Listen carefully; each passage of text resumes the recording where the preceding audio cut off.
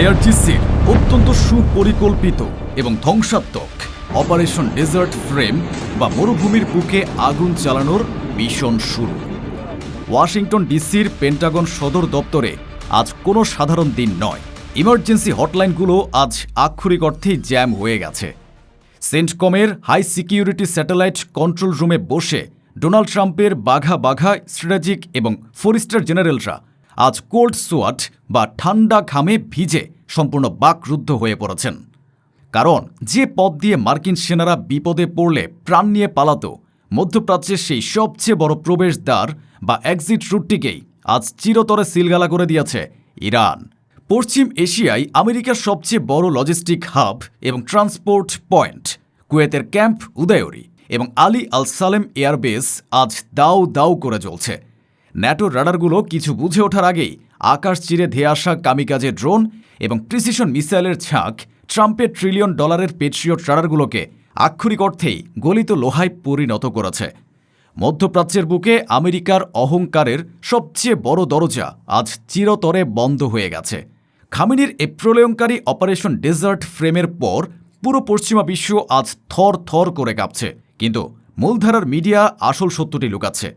তবে প্রশ্ন হল, কুয়েতের আলী আল সালেম ঘাঁটির মাটির নিচে পেন্টাগন কি এমন কোনো অতি গোপনীয় ব্ল্যাক অপস এক্সিট রুট তৈরি করেছিল যা চিরতরে ধ্বংস করে দিয়ে খামেনি মূলত পুরো মধ্যপ্রাচ্যে থাকা মার্কিন সেনাদের আক্ষরিক অর্থে ব্লাইন্ড হোস্টেস বা অন্ধ জিম্মি বানিয়ে ফেললেন?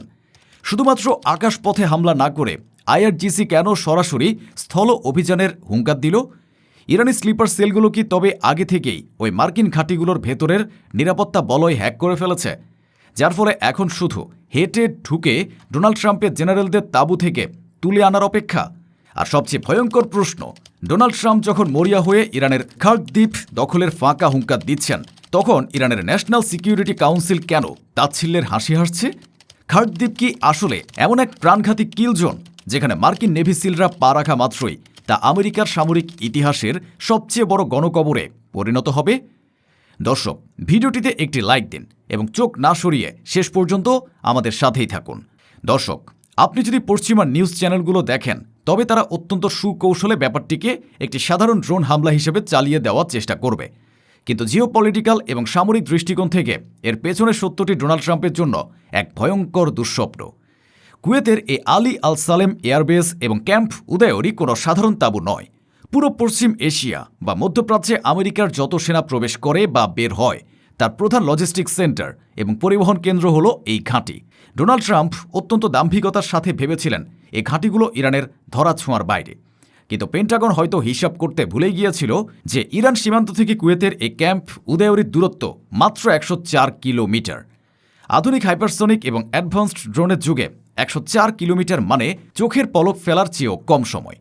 গত রাতের হামলায় আইআরজিসির ড্রোনগুলো রাডারের নিচ দিয়ে সাপের মতো এঁকে বেঁকে সরাসরি আঘাত হেরেছে মার্কিন গোলাবারুদের ডিপো এবং পেট্রিয়ট রাডার সিস্টেমে। $1 ট্রিলিয়ন এয়ার ডিফেন্স সিস্টেম আজ আক্ষরিক অর্থেই অন্ধ এবং বধির। এই অক্সিজেন লাইন ধ্বংস হওয়ার মানে হল পুরো মধ্যপ্রাচ্যে ছড়িয়ে থাকা মার্কিন সেনারা আজ ব্যাকআপ বা সাপ্লাই ছাড়া সম্পূর্ণ বিচ্ছিন্ন হয়ে পড়েছে। তাদের পালানোর বা দেশে ফিরে যাওয়ার প্রধান দরজাটিতেই আজ আইআরজিসি তালা ঝুলিয়ে দিয়েছে। ডোনাল্ড ট্রাম্পের সেনারা আজ আক্ষরিক অর্থেই মরুভূমির বুকে ব্লাইন্ড হোস্টেজে পরিণত হয়েছে।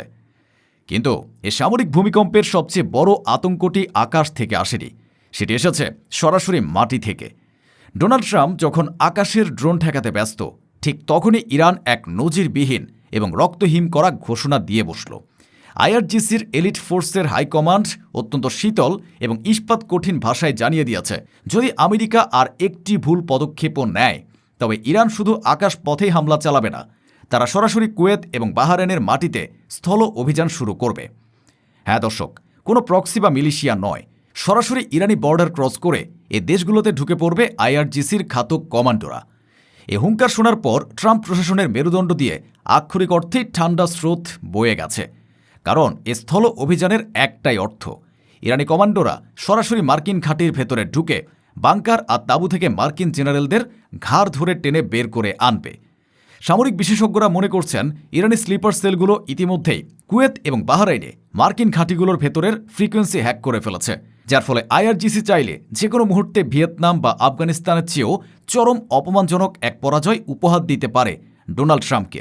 এর ট্রেইলার ইতিমধ্যে শুরু হয়ে গেছে। কুয়েতের শুধু ঘাঁটিতেই নয়, আমেরিকার মিত্রদের তেল খাতের গুরুত্বপূর্ণ সব স্থাপনায় চরম আতঙ্ক ছড়িয়ে পড়েছে। নিরাপত্তার খাতিরে কর্তৃপক্ষ তড়িঘড়ি করে তেল শোধনাগার এবং কর্পোরেট হাবগুলো খালি করে পালাচ্ছে।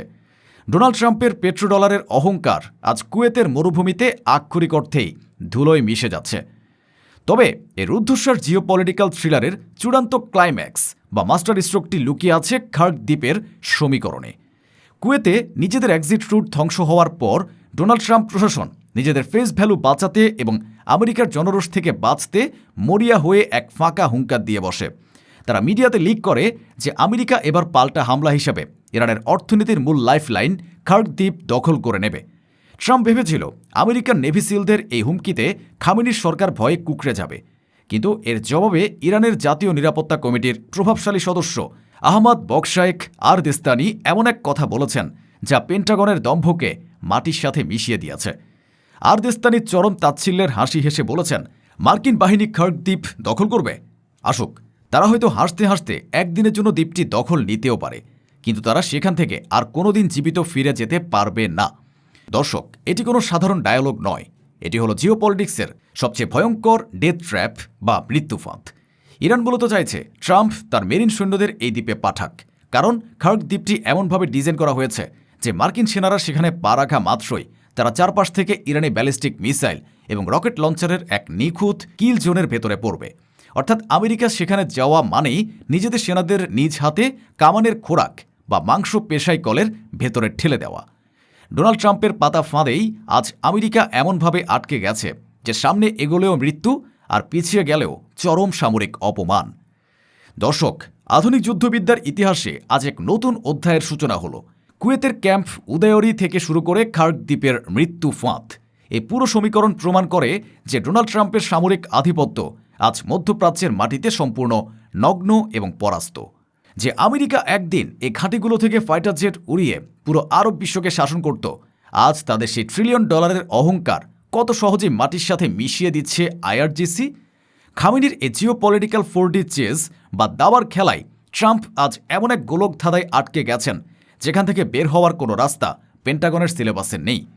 আজ মধ্যপ্রাচ্যের প্রতিটা মার্কিন ঘাঁটি আক্ষরিক অর্থেই এক একটি ভাসমান কফিনে পরিণত হয়েছে। আজকের এই রুদ্ধশ্বাস বিশ্লেষণ শেষে আপনাদের কাছে আমার একটি প্রশ্ন, কুয়েতের এই জলজ্যান্ত ঘাঁটি এবং আইআরজিসির সরাসরি স্থল অভিযানের হুঙ্কার কি প্রমাণ করে না যে মধ্যপ্রাচ্য থেকে ডোনাল্ড ট্রাম্পের পলায়নের ক্ষণ গণনা ইতিমধ্যে শুরু হয়ে গেছে? খার্ক দ্বীপের ওই মৃত্যু ফাঁদে পা দেওয়ার দুঃসাহস কি আমেরিকা আদৌ কোনোদিন দেখাতে পারবে? কমেন্ট বক্সে আপনার অত্যন্ত তীক্ষ্ণ এবং গঠনমূলক রাজনৈতিক মতামতটি অবশ্যই আমাদের জানাবেন। মূলধারার পশ্চিমা মিডিয়ার লুকানো এই আসল সত্যটি জানতে এবং আমেরিকার এই চরম পরাজয় বিশ্বকে জানিয়ে দিতে ভিডিওটি এখনই আপনার টাইমলাইনে শেয়ার করুন।